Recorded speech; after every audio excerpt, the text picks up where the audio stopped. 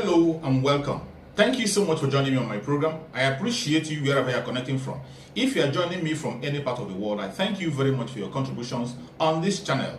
Please kindly subscribe if you have not subscribed, and also click the notification bell so that you'll be notified each time I upload a video. You will be among the first to receive it.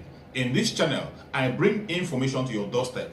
I bring news from all channels, from every angle. Things that have to do about the world, things that have to do about Africa, more especially Nigeria. I bring it to your doorstep. Some information that you ignore, some information that you cannot be able to come across, I look for them, I bring it to your doorstep for you to see. Every video you see on this channel is for educational purpose, to keep you up and get you aware of what is happening in the contraction called Nigeria, more especially. I bring the information to your doorstep. They are not lies. Most of the videos you're going to watch here are videos that are coming from the conventional media, and some of us sometimes are lazy to get into it. Some of us sometimes are too busy to be able to lay our hand on this. That is why I bring the videos to your doorstep. Watch from beginning to the end. Remember, these videos are for educational purposes, so that you can be educated and know what is going on. Let us watch together. At the end, you can go to the comment section and put down your comment. Give your opinion. Say it the way you feel it. Nobody's going to come against you. It's a free world, and this is the social media where people say it and set the record straight exactly the way it is without being controlled. Do that on the comment section. Let us watch the video together as it comes. Thank you. Rise Prime Time, where we offer perspectives on the news and talking points of the day. I'm Charles Anyekolu.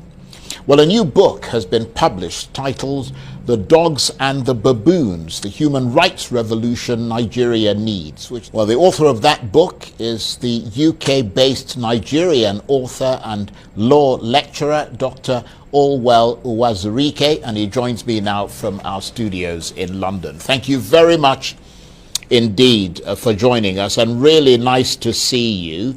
Let me start by asking you why you've called your book The Dogs and the Baboons. What's the significance of that title? Well, thank you very much, Charles. Thanks for having me on the program. I always like to say that I borrowed that title from our president, Muhammadu Buhari, when in 2011 he said that if what happened in 2011 repeated itself in 2015, referring to alleged election rigging, the dogs and the baboons will be soaked in blood. I found that very interesting, and I asked myself, what are the dogs and what are the baboons? I mean, apparently not the president's relatives or children, but, the masses, the people who always involve themselves in this, bloodshed during elections. And I found that really interesting, and that's what my book is about, the dogs and the baboons. Do we need dogs and baboons? Do we need those? Do we need violence? Do we need all those human rights infractions that happen during, before, after elections in Nigeria? So yes, I owe that to the president. Well, that's a very interesting title, and I have to say that it certainly caught my attention when I saw it. So what can you tell us about your book and how important it is likely to be to the human rights movement in Nigeria? Yes, I think my book is about creating human rights awareness. And as I say in the book, I noticed that even during election campaigns, human rights is not at the forefront of discussions. And I believe, I may be a bit biased because this is my field, but I believe that human rights is probably the most important issue in Nigeria now. And there is no way we can solve the problems in Nigeria without giving very serious attention to the issue of human rights. And in a sense, human rights has become your vocation, hasn't it? Growing up as you did in a home where your father was a prominent human rights activist, and you saw him arrested and often jailed without trial. I mean, how hard was that for you during that time? Yes, I like to say that I did not have a normal childhood. I mean, there were moments when we stopped going to school because the police was after my father, and on one occasion we had to literally, live in the bush. We left our home, we fled because the police was after us. We were out of school for months, and I was about 9, 10. So this really affected me. I grew up, seeing people one day, and then the next day they had been shot dead because they participated in a protest. You know, I grew up, you know, having my father locked up in prison for months without trial. Sometimes he would be bailed, as we're seeing with Nnamdi Kanu now, and not be released. You know, the judgments of the courts were not followed. So I was always interested in human rights, and this was why, you know, I took interest in this topic. I studied it. I did a PhD on human rights, and I looked at the topic in-depthly, and I saw that, I mean, for us to solve Nigeria's problems, really, human rights should be at the root of the solutions. And here, I'm not referring solely to the government, also the people. You know, we need what I call a human rights acculturation. People need to be marinated in human rights. It needs to flow in our veins, you know. For instance, if we could have a bet, let's go to the market, and let's pretend I've stolen something, and you just shout, thief, thief. What's going to happen? 90% chances is that I'm going to get lynched and burnt, you know, because people believe this is the right thing, this should be done. Even in the schools, you know, our education system, there is no, you know, human rights philosophy. In the schools, teachers will lay students out on the floor and, you know, whip them 12 lashes on the back, treat them like animals. This violence, this culture of violation, you know, is transmitted because those students, those kids know, they believe that, well, if I'm in a position of authority, if I'm stronger than someone, then I can always inflict pain and violence on them. And when they grow up, when they become parents or bosses, what do? They also inflict pain on lesser members of the society. So we are encouraging a culture of violence, a culture of impunity. So we need to start from the grassroots, you know, from the schools. We need to teach kids, look, you're entitled to these things. You have a right to this. You should not be treated in a certain way. We have to make human rights a way of life. So it's very interesting and very poignant. The examples you used in the book, you talked about, and you gave that example now, you know, lynching someone for stealing, you know, something in a marketplace, or someone who is alleged to have blasphemed, beating them to death, lynching them, and all the rest of it.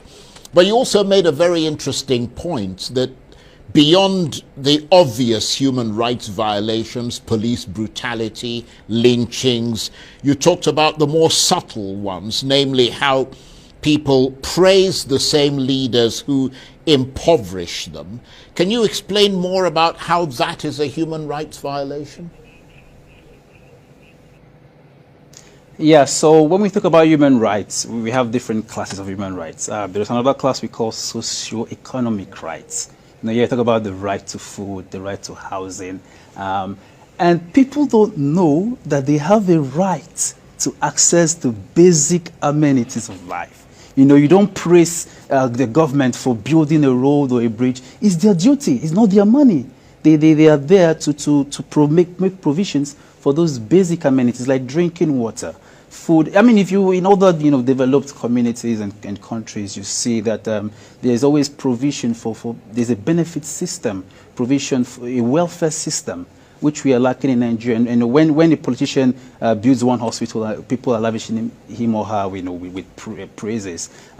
We are entitled to those things. I mean, technically, socioeconomic rights are not justiciable in Nigeria, but, you know, that's a very poor standard. Because if you look at some of our African neighbors like South Africa and Kenya, they have socio-economic rights justiciable in their constitutions. So we need to start asking the right questions. We need to up our standards a bit, you know. We should not praise leaders that impoverish us and use poverty as a tool. That's why during elections you see them dishing out 1,000 naira notes. No, I mean, you know, we are sort of helping them maintain the system of impoverishment. Yes, and that's a very important point. And I wonder if your book and the human rights issues it draws attention to is particularly significant now that the election campaigns are underway in Nigeria. Most definitely, because I mean, when you just go through social media, people are discussing the wrong things. People are discussing where is this person from, what's their religion. How does that help you? I mean, if I pick the common man in the streets and I ask him, okay, if this man becomes president, he's not from your tribe, he's not, you know, of your own religion, and you have food to eat, food commodities are cheaper, you have security, peace of mind. Wouldn't you prefer that? I want to believe the common man, the average person, would say yes. So we're not talking important things like police reform. When I say police reform, I don't even refer to state policing, which some governors bring up because they just want control of the police. I'm referring to the police knowing their limits, knowing about human rights enforcement. Not a policeman that thinks because you're a suspected criminal, you can be beaten, you can be tortured in prison, you have to pay money for bail, you're not going to be charged to court. No, we need a police force with personnel that are appraised regularly on human rights. So we need to know discuss the right issues, and as being an election season, we need to make sure that these issues are at the forefront of discussions. Yes, because I was going to ask you, what could the presidential candidates do to help human rights in Nigeria? How can they tangibly change things? Okay, I can give 3 or 4 main points. Firstly, massive police reform. The police need to be educated weekly. They need seminars on human rights because they are the first port of call, right? They need to be appraised regularly. Secondly, the right to life, human dignity is paramount. So we need, whenever there's a violent death, whenever a person is killed, there must be inquest, public inquiries, and then we need education. And when I say education, I mean human rights education. Finally, we need justiciable, enforceable socioeconomic rights. And I like the way you put things very succinctly and to the point. So writing your book is a way to make a point and to draw attention to the human rights situation in Nigeria. Do you think it'll make much difference to the lives and freedoms and human rights prospects of people living in Nigeria? Yes, if the some of the recommendations I prefer are followed, definitely, and which is why we don't make a lot of progress, because we don't even know what standards we are working towards. I believe that if we adopt a human rights approach to solving Nigeria's problems, then we'll see a lot of results, because some of these issues are not necessarily resolved with huge financial war chest. We just need to get basic things right, basic understandings of human dignity and value of human life. Okay, and the book is, of course, called The Dogs and the Baboons, The Human Rights Revolution Nigeria Needs. The author of that book is the UK-based Nigerian law lecturer, Dr. Allwell Uwazurike, and he was talking to me there from our studios in London. Thank you so much for watching. I hope you have been educated with this video. I hope you have learned something from the video you just watched. Please go to the comment section and put down your comments. Whatever you think about the video you have watched, or anything you have learned that you wanted to share together, go to the comment section and keep yourself busy. It's a free place where people share their opinion.